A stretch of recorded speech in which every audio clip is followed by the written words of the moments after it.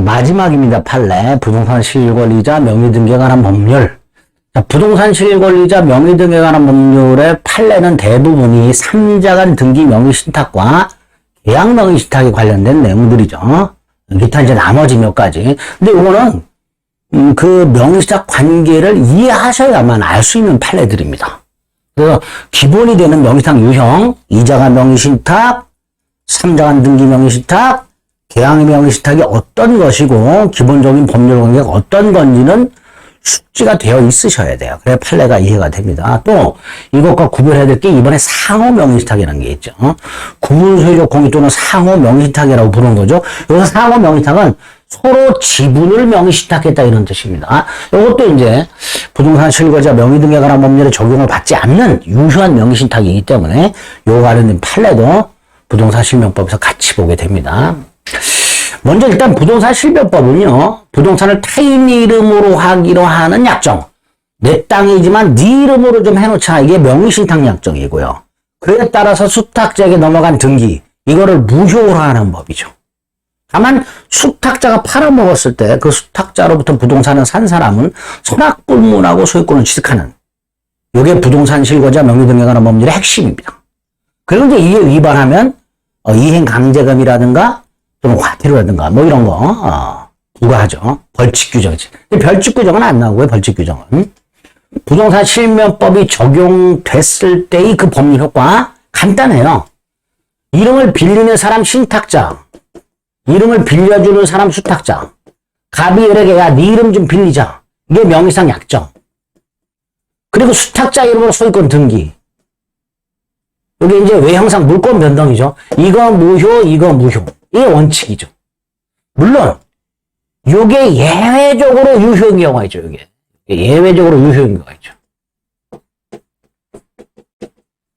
계약 명의신탁에서. 그 다음 수탁자가 팔아먹었을 때 수탁자와 거래한 사람은 선악 불문하고 소유권을 취득하는 거.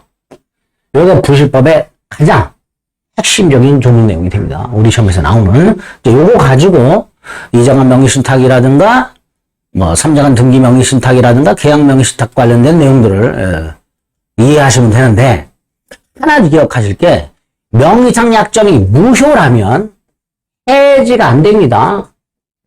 우리가 계약을 해제하거나 해지한다는 건 유효한 계약을 해제하는 거예요. 무효인 계약은 해지가 불가합니다. 해지 안 됩니다. 그러니까 무효인 명의상 약정을 해지하고 뭐뭐 할 수 있다. 이런 질문들은 다 틀린 질문이 됩니다. 반대로 이 법을 적용받지 않는 명의신탁은 유효합니다. 그 유효한 명의상 약정은 해지하고 뭐뭐 할 수 있다. 이건 옳은 질문이 돼요. 그래서 부동산 실명법에 적용을 받지 않는 유효한 명의신탁 약정은 해지하고 뭐뭐 할 수 있다. 반면에 부실법에 적용을 받는 무효인 명의상 약정은 해지가 불가하니까 이 약정을 해지하고 뭐뭐 할 수 있다. 그러면 틀린 질문이다. 이렇게 되겠죠. 그래서 구별을 좀 먼저 공식처럼 해두시면 되겠습니다. 1번 명의상 약정은, 명의상 관계는 이름을 빌리는 신탁자와 수탁자 사이에 명시적 약정뿐만 아니라 묵시적 약정으로도 성립할 수 있다가 되죠. 합의라는 건 명시적 합의도 있고 묵시적 합의도 있죠. 우리 대원칙이죠. 의사표시 법률행위는 명시적으로 할 수도 있고 묵시적으로 할 수 있다. 이렇게 되죠. 그 다음에 상호 명의신탁은 대외적으로는, 상호 명의신탁은 예를 들어서 한 필지 땅에 등기부에는 갑과 을이 공유로 등기가 돼 있어요. 뭐 예를 들어서 갑이 2분의 1 지분 등기가 돼 있고 을이 2분의 1 지분 등기가 돼 있다. 그런데 현실적으로, 실제적으로는요, 이렇게 경계표 등을 만들어 가지고 특정 부분을 이렇게 마치 단독 소유처럼 독점 사용하고 있는 형태를 구분소유적 공유라고 합니다. 등기부상으로는 공유, 즉 대외적으로는 공유, 당사자들 대내적으로는 각각 단독 소유, 이게 구분소유적 공유가 되고요. 이때 갑의 2분의 1 공유 지분은 전체 효력이 미치니까 지분은 요만큼의 땅에 대해서는 을의 2분의 1 공유 지분 등기 효력이 미치니까 요만큼에 대해서는 그 2분의 1 지분 등기에 대해서 갑이 신탁자, 지분 등기 신탁자, 의리 수탁자. 요 땅에 대해서는 갑의 2분의 1 지분 등기가 되어 있는 상태니까 의리 지분 등기 명의 신탁자, 갑이 지분 등기 명의 수탁자 이렇게 되죠. 그러니까 서로 상호, 서로죠, 서로. 간판 말하는 게 아니죠. 서로 상자, 이러죠. 지분 등기 명의를 신탁한 거죠. 그런데 이 관계를 해서 각각 단독 소유를 하고 싶어요. 공유라면 분할을 하죠. 그런데 등기부상으로만 공유일 뿐 내부적으로는 단독 소유니까 분할 못합니다. 그래서 이 상호 명의신탁에서 구분소유적 공유 관계를 해소하는 방법은 분할이 아니라 이 상호 명의신탁 약정을 해지하고, 이 상호 명의신탁 약정은 부동산 실거주자 명의등기가로 법률에 적용을 받지 않으니까 유효한 명의신탁이에요. 그러니까 그걸 해지하고 서로 지분을 당사자, 상대방에게 이전해주는, 이전등기해주는 이런 형태로 해소하게 됩니다.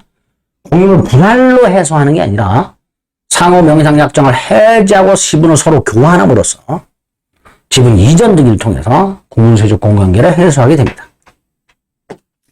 3번하고 4번은 부동산 실거주자 명의등기에 관한 법률에 아예 적용이 안 되는 명의신탁이 3개가 있죠. 우리 지난번에 봤던 가등기 담보, 양도 담보, 채권의 담보를 목적으로 채권자 이름으로 부동산에 대해서 가등기하거나 소유권 이전 등기하는 경우, 이건 이제 가등기 담보 등에 관한 법률에 적용을 받으니까 부식법을 정할 필요가 없고, 또 상호 명의신탁의 경우, 또 하나가 신탁법상 신탁 등기된 경우. 신탁 여러분들 경제학에서 공부하시죠? 부동산 신탁, 담보 신탁도 있고 신탁도 있는데 어쨌든 다 신탁법이 적용받는단 말이죠. 그 3가지는 아예 부실법이 적용이 안 되고요. 또 3가지는 제한적으로 적용이 됩니다. 종중 명의신탁, 법률은 배우자 명의신탁, 종교 단체 부동산 명의신탁. 이 3가지는 필법 목적이 있을 때만 적용이 돼요. 조세를 회피하거나 강제입형 면탈하거나 법령상 제한을 회피하거나 이런 목적이 있을 때만 적용이 됩니다. 자, 여기서 그 종중은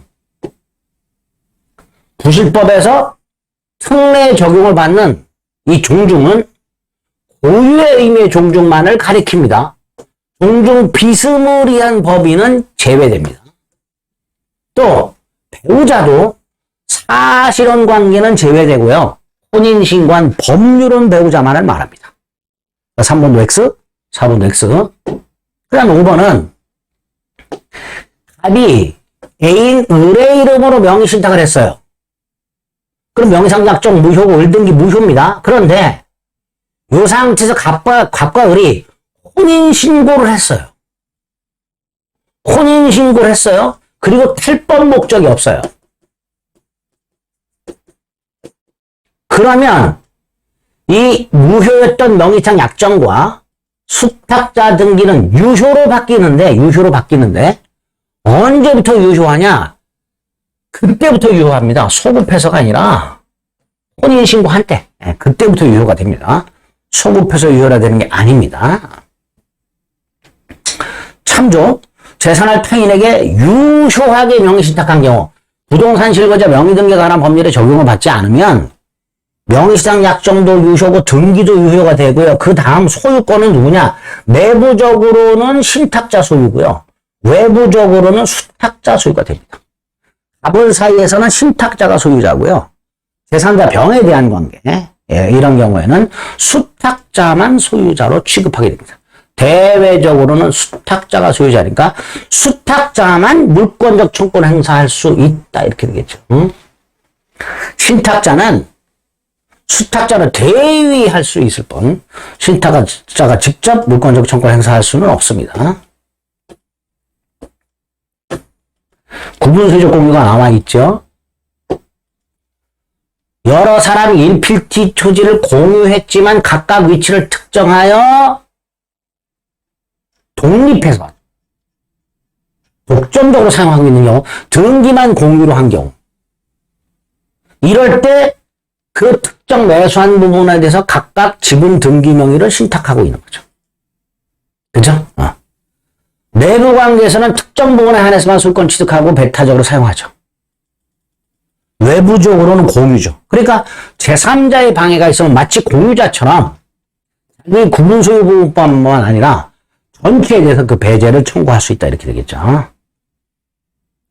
그 다음에 구분 소유적 공유 관계를 해소하는 것은 분할이 아니라 그 유효한 명의상을 해지하고 지분을 이전해 주기 이런 절차를 통해서 하게 되고요. 분할은 불가하다. 이렇게 되죠. 고유한 종족만을 말하고 법률은 배우자만을 말하죠. 사실은 배우자는 제외되죠. 혼인을 했다? 그때부터 유효가 됩니다. 소급해서 유효가 되는 게 아니라. 6번. 명의상 약정을 하고 수탁자 이름으로 소유권 등기를 한 게 아니라 가등기를 해놨다. 이 경우에도 부실법이 적용됩니다. 그 다음 부동산 실권리자 명의등기가 막 부실법에서 정한 실명등기 유예기간이 지나버리면요. 명의상 약정 무효가 되고 수탁자 등기도 무효가 되는 게 원칙입니다. 무효가 됐으니까 해지를 원인으로는 뭐뭐 할 수 없다 이렇게 되겠죠. 무효가 돼버렸으니까 명의상 약정이 무효 약정을 해지 못한다 그랬어요. 따라서 해지를 원인으로 뭐뭐 할 수는 없다. 옳은 질문이 됩니다. 자, 양자간 명의신탁은 이자간 명의신탁을 말하죠. 신탁자가 소유권을 갖고 있다가 소유권 등기를 하고 있다가 명의상 약정을 하고 수탁자 이름으로 등기를 넘겨주는 걸 말합니다. 일단은 유효했다가 실명 등기 유예기간이 경과해버리면 약정 무효, 등기 무효가 되죠. 따라서 수탁자 등기는 무효니까 소유권자임을 주장할 수가 없게 됩니다. 대내외적으로 소유권을 주장할 수가 없게 됩니다. 무효가 돼버립니다. 그거는 3자간 등기명의신탁이라고 했죠. 3자간 등기명의신탁은 신탁자 갑이 있고요. 수탁자 을이 있어요. 근데 신탁자가 부동산을 사요. 자, 신탁자가 부동산 매수인이야. 그런데 이 신탁자가 을과 명의상 약정을 하고 을의 이름을 빌리기로 하고요. 매도인한테 요구하여 등기를 막바로 수탁자에게 이전하는 것을 3자간 등기명의신탁이라고 하게 됩니다. 자, 이때 암기하세요. 신탁자와 매도인 사이의 계약은 유효합니다. 그러나 명의상 약정은 무효고요. 수탁자 등기도 무효가 됩니다. 따라서 이 부동산 소유권은 여전히 매도인한테 있고요. 그래 매도인은 말소 등기 청구할 수 있고요. 매수인인 신탁자는 여전히 이전 등기를 청구할 수 있기 때문에 신탁자는 매도인을 대위하여 말소 등기를 청구할 수 있습니다. 여기서 신탁자가 다이렉트로 을에게 이전 등기를 청구하지는 못해요. 하지만 수탁자가 스스로 등기를 넘겨준 경우, 자, 명의 수탁자가 신탁자에게 스스로 등기를 넘겨줬다. 그럼 실권리자 이름으로 등기한 거잖아요. 그러니까 등기는 유효하다. 이렇게 되겠죠. 신탁자가 수탁자에게 이전 등기를 청구하지는 못하지만 수탁자가 스스로 신탁자에게 등기를 넘겨주게 되면 실권리자 이름으로 어쨌든 등기가 된 거니까 그 등기는 유효하다. 됩니다. 자, 다시 한번 3자간 등기명의신탁의 경우에 실명등기 유예기간이 경과해버리면 명의상 약정과 그에 따른 등기는 무효가 된다 그랬죠. 그리고 소유권은 신탁자에게 복귀하게 됩니다. 자, 이때 신탁자는 수탁자에게 그 등기 말소를 구할 수 있는가? 자, 부실법 시행 전의 경우엔 그렇다. 10번을 보겠습니다. 부당히 득반한 청구는 안 되는 거죠. 3자간 등기명의신탁에서 아까 뭐라 그랬죠? 신탁자가 다이렉트로 수탁자에게 뭐뭐 하라 이런 청구는 못 한다 그랬죠. 3자간 등기명의신탁에서 3자간 등기명의신탁이라면 다시 한번 보세요. 3자간 등기명의신탁의 경우에는 2자간 등기명의신탁이 아니라 2자간 등기명의신탁은 신탁자의 소유권이 복귀가 되는 거지만 3자간이죠. 3자간은 아까도 말씀드렸듯이 보세요. 신탁자와 매도인이 매매계약을 하고 막바로 수탁자 이름으로 등기가 됐죠. 근데 부실법이 제정이 되고 유예기간 내에 실소유자 이름으로 등기를 안 해. 그럼 이 약정무효 등기가 뭐니까 소유권은 얘한테 복귀가 돼. 매도인한테 복귀가 돼. 그 명의사된 부동산은 신탁자 소유로 복귀되는 게 아니라 얘는 등기한 적이 없어요. 매도인 소유로 복귀가 되고요. 따라서 신탁자는 다이렉트로 말소를 청구하거나 다이렉트로 이전 등기를 청구할 수는 없고요. 병이 말소 청구하는 거 갑이 이렇게 대위에서 말소 청구한다. 이렇게 되겠죠. 10번을 가등기만 돼도 명의상 약정 무효가 되고 약정 무효라면 해지는 불가능하다. 이자가 명의신탁에서는 신탁자가 소유권을 갖고 있다가 수탁자에게 등기를 넘겨줬으니까 무효가 되어버리면 소유권은 신탁자에게 복귀가 된단 말이죠. 그러니까 이건 말소해야 되는 거예요. 이건 당연히. 근데 삼자가 명의신탁은 다르다. 매도인에게 복귀가 되죠. 이자가 명의신탁은 신탁자에게 소유권이 복귀가 되지만 그래서 신탁자가 말소시킬 수 있지만 삼자가 명의신탁에서는 삼자간 등기 및 명의신탁에서 수탁자가 신탁자에게 등기를 스스로 넘겨주는 건 괜찮지만 신탁자가 수탁자에게 뭐뭐 해라 이건 안 된다 그랬죠.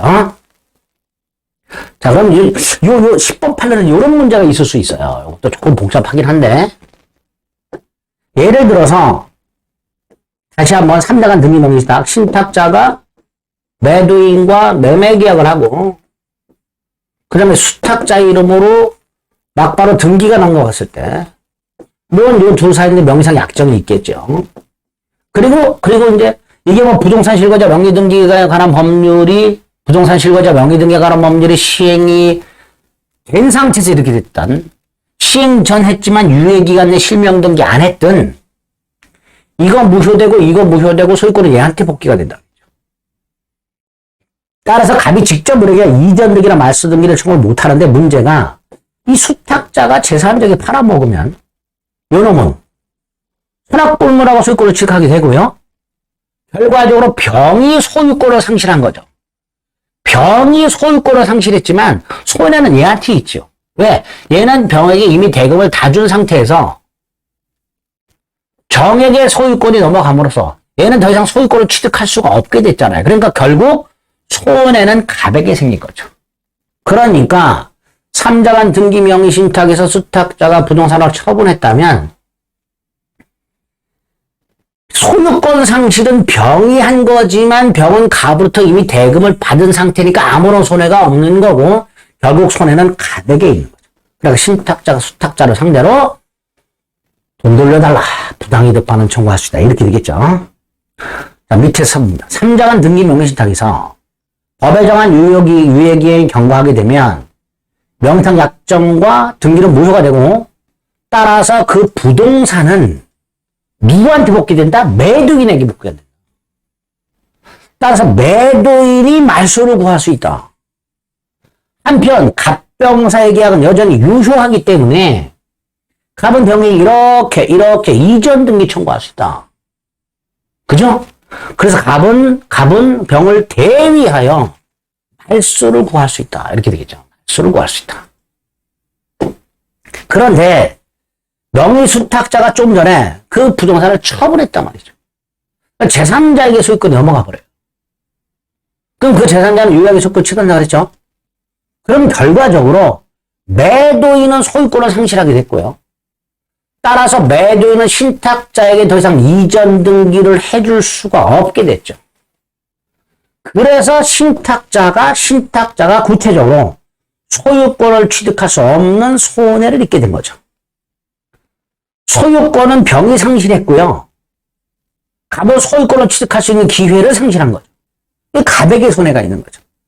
따라서 신탁자나 수탁자에게 상이득 반환을 청구할 수 있게 됩니다. 손해는 갑에게 생겼으니까. 11번 삼자간 등기 명의신탁이라고 되어 있죠. 과세관청, 국세청이 보세요. 신탁자가 있고 매매 계약을 했고 수탁자로 막바로 등기가 넘어가면 재산세가 얘한테 부과가 되겠죠. 자, 수탁자가 재산세를 납부했어요. 수탁자가 재산세를 납부하고 신탁자에게 야 내가 낸 재산세 부당이득으로 반환해라 청구할 수 있는가? 안 된다라는 거예요. 우리 판례는 왜 안 되냐? 이때 수탁자는요 과세관청을 상대로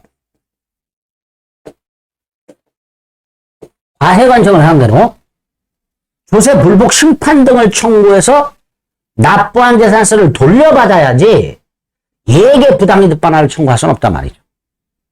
결국 납세 의무자는 갑인데 을이 대신 납부했을 때 을이 갑에게 다이렉트로 부당이득 반환을 청구하는 게 아니라 을너는 과세관청을 통해서 조세 불복 소송을 통해 심판을 통해서 돌려받고 그 다음 과세관청은 이한테 다시 재산세를 부과하고 이런 절차로 가야지 을이 다이렉트로 갑에게 야 내가 낸 재산세 네가 낼 거 내가 대신 냈으니까 나에게 부당이득 반환하라 이렇게 청구해서는 안 된다 라는 게 판례입니다. 조금 까다롭죠. 11번은 읽어볼게요. 판례를. 지방세법에 의하면 재산세 납부 의무를 부담한 자는 재산상 소유하고 있는 자고 그 다음에 공부상 등기되었는지 여부를 묻지 않고 실적 소유권을 가진 자를 의미한다.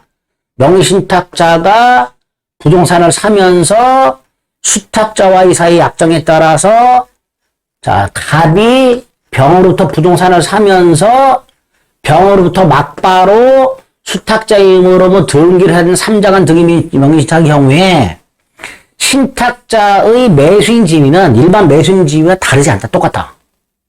그 다음에 신탁자가 부동산에 대한 계약을 체결하고 대금을 병에 모두 지급했다면 재산세 과세를 기줄 당시 그 부동산에 관한 소유권 이전 등기를 마치기 전이라 하더라도 신탁자가 실적 소유권을 가진 자로서 재산세 납부 의무가 있는데 과세관청은 그런 사실을 모르니까 일단 공부상 소유자인 수탁자에게 재산세 부과 처분을 하게 될 것이고 그래서 일단 수탁자가 재산세를 납부를 해요.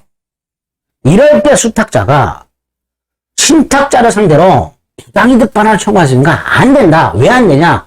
그렇게 하지 말고 수탁자는 과세관청을 상대로 나에 대한 재산세 부과 처분이 위법하다. 를 통해서 돌려받아야 된다. 과세관청, 납부한 과세관청은 돌려받아야지 갑으로부터 돌려받아서는 안 된다. 그리고 이제 과세관청은 수탁자에게 반환을 하고 다시 신탁자에게 과세 처분하겠죠. 그런 식으로 절차를 밟아라. 여기 판례입니다. 좀 까다롭죠, 11번은. 12번. 자, 갑이 을에게 돈을 주고 을이 병소유 물건을 낙찰받아요. 이때 매수인은 얘가 수탁자고 얘가 신탁자가 되고 이게 계약명의 신탁이에요. 신탁자는 숨어있고 실제 매수인은 숨어있고 수탁자가 마치 매수인인 것처럼 이런 형태를 계약명의 신탁이라고 하고요. 이때는 대내외적으로 매수인은 을입니다. 명의인입니다. 명의인. 자금 제공자가 아니라 명의인이 매수인이 됩니다. 13번도 똑같죠. 을이 부동산 경매 절차에서 갑이 제공한 자금으로 을의 이름으로 낙찰을 받았어요. 계약명의신탁이에요. 자, 이때 명상약정 무효죠. 명상약정 무효니까 을은 갑으로부터 받은 요 자금 있죠. 요 자금을 반환해야 되고 그 부동산 을이 팔고 받은 돈 처분대금을 돌려주기로 한 거예요. 이건 무효입니다. 다시 한번 갑이 을로부터 반환을 청구할 수 있는 건 갑이 애초에 을에게 제공한 돈 요걸 반환 청구할 수 있을 뿐 을이 그 부동산을 다시 팔아가지고 받은 처분대금 이걸 청구할 수는 없습니다. 그래서 을이 부당이득한 것은 갑으로부터 제공받은 자금 요게 부당이득이다 라는 게 판례입니다. 13-1 을이 부동산 경매 절차에서 갑이 제공한 자금으로 자기 명의로 낙찰을 받은 후에 그 다음 갑이 부동산을 매도하고 갑이 이렇게 하는 사람 많죠. 명의상장약정을 모르니까 갑이 자기 거라고 생각하고 자기가 팔아먹고 대금을 수령해요. 그리고 을은 갑의 요청에 따라 병에게 등기를 넘겨. 이거 무효입니다. 이 등기 무효예요. 갑과 을 사이의 명의신탁약정 무효고요. 계약명의신탁에서는 약정 무효, 을등기도 무효가 원칙인데 매도인이 서이다면 유효여서 얘가 대내적 완전 소유권을 취합니다. 그리고 갑이 부동산을 매각을 하고 을에게 등기를 넘겨주라. 이것도 무효입니다. 하지만 어찌됐건 갑은 이 부동산을 팔아먹고 매매대금을 받았죠. 즉 양도했죠. 그 소득이 갑한테 귀속이 돼 있죠. 그럼 양도소득세 납부는 갑이. 병에게 등기를 넘겨준 거는 무효지만, 양도세를 납부는 갑이야. 계약명의 신탁에서 부동산 소유권 완전하게 취득한 수탁자. 이 수탁자가 신탁자에게 반환해야 될 부당이득은 부동산이 아니라 그 매수자금. 그 다음에 매도인이 선이라면 경매는 매도인의 선악을 묻지 않고 수탁자 등기는 유효하지만 경매가 아니라 매매인 경우 매도인이 선이라면 수탁자 등기는 유효한데 이때 신탁자는 수탁자에게 준 돈 반환받을 수 있다고 그랬죠. 매수자금. 신탁자가 만약에 취득세, 등록세 따위도 부담했다면 이것도 부당이득으로 반환해야 되죠. 매도인이 선인 계약명의신탁은 수탁자가 소유권을 완전하게 취득합니다.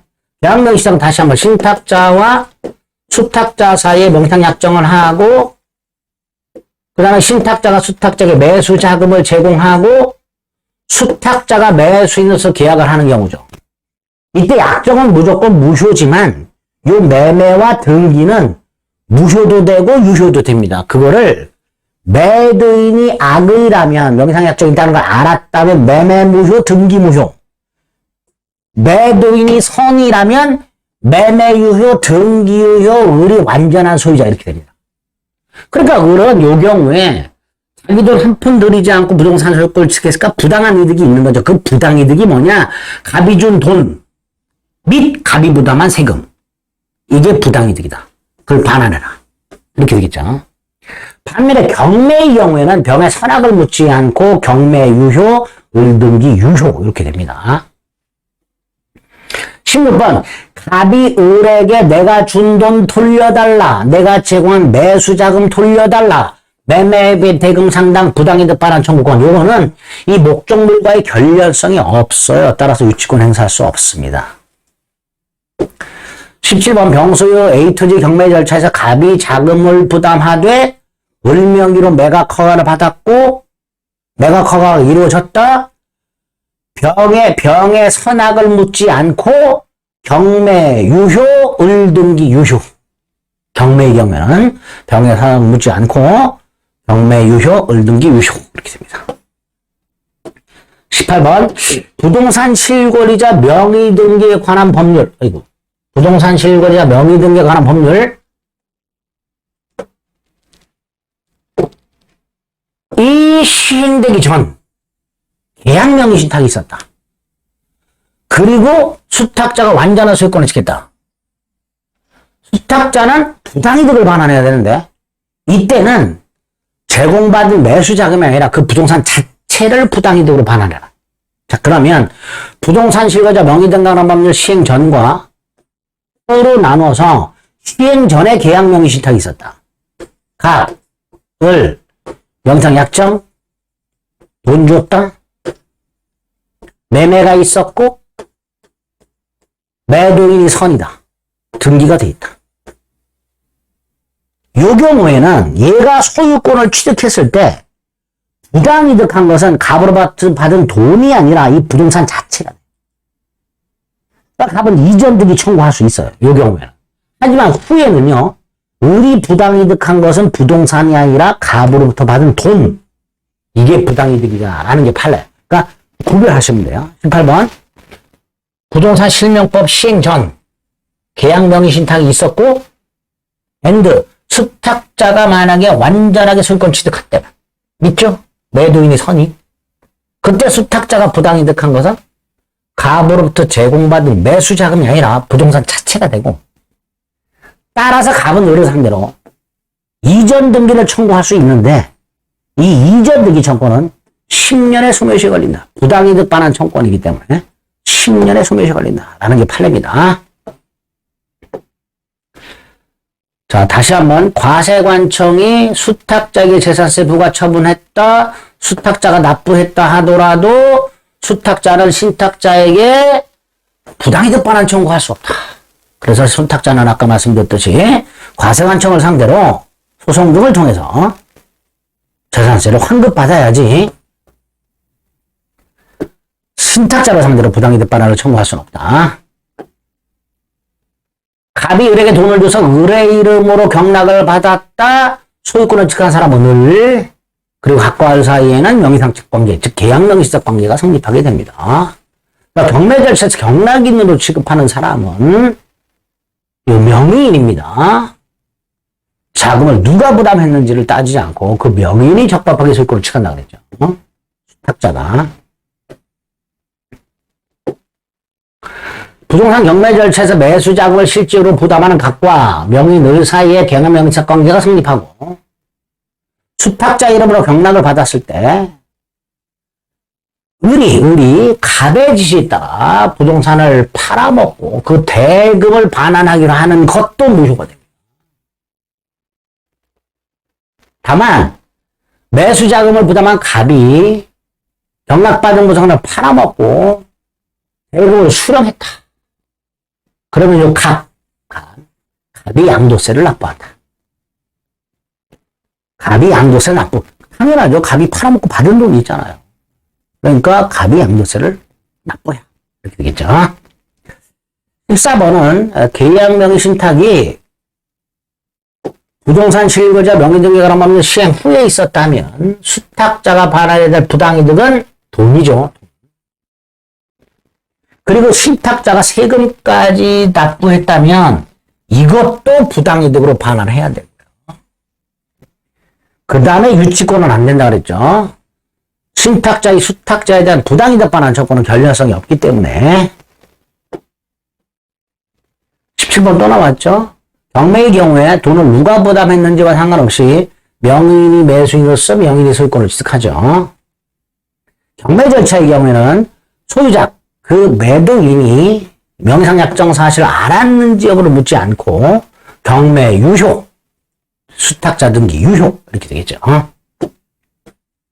18번은 부동산 실거주자 명의등기에 관한 법률 시행이 되기 전에 계약명의 신탁이 있었고 그 후에 부실법이 실행됨으로써 명의상약정은 무효가 되고 수탁자가 완전한 소유권을 취득했을 때 이때 수탁자가 부당이득한 것은 매수자금이 아니라 부동산 자체고 따라서 신탁자는 수탁자에게 부동산을 내놔 이전 등기를 청구할 수 있는데 이 이전 등기 청구는 채권적 청구로서 10년의 소멸시효에 걸린다.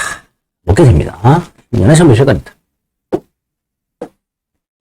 끝났네요. 이렇게 해서 판례를 좀 하나하나 꼼꼼하게 살펴봤습니다. 자, 대부분 판례 중에서는 뭐 간단한 것들도 있었지만 복잡한 것들도 있었죠. 결론만 갖고도 충분히 풀 수 있는 것들이 대부분이긴 하지만 실제로 어떤 사실관계를 기초로 이런 대법원 판례가 나왔는지를 이해하지 않으면 문장 자체가 무슨 말인지 모르는 판례도 꽤 됐습니다. 그런 것들을 판례를 이렇게 지문으로 출제해버리면요. 아주 정밀하게 출제를 해요. 그러니까 판례 문장만 보고는 그럴듯한 경우가 굉장히 많습니다. 출제된 문장만 보고는. 그래서 저도 판례집에 나와 있는 것들은 그 판례 결론을 가지고서 OX를 판단할 수 있게끔 자꾸 반복을 해 주셔야 됩니다. 지금 좀 시간이 얼마 안 남았으니까 뭐 판례만 따로 보기는 좀 어렵죠. 어려우니까 이건 계속 이제 듣기 오다 가다 뭐 이동한 때 이럴 때 짬짬이 들어주시고 요약집이라든가 기출문제집 가지고 뭐 한 번 딱 정해서 제가 말씀드린 적이 있었죠. 지금부터는 한 번 딱 잡고 그걸 반복하는 게 중요하다고. 판례집 같은 것들은 또는 판례 강의 같은 것들은 짬짬이 그냥 틈틈이 가랑비 엿전듯이 보거나 듣는 용도로 활용을 해 주시기 바랍니다. 아시겠죠? 자, 이제 남은 기간 동안은 건강을 특히 유의하세요. 수험생분들 중에 공부하시는 분들 중에 지쳐가지고 공부 제대로 못 하시는 분들이 태반이고요. 2차 포기 고민한 분들이 태반입니다. 지금이라도 더욱더 마음을 좀 단단히 먹고 초심으로 돌아가서 얼마 안 남았으니까 참아야 됩니다. 빡세게 공부하셔서 합격을 내년으로 또 미루다. 그러면 안 됩니다. 최선을 좀 다해 주시길 부탁드리겠습니다. 판례 강의 들으시느라고 고생 많으셨습니다.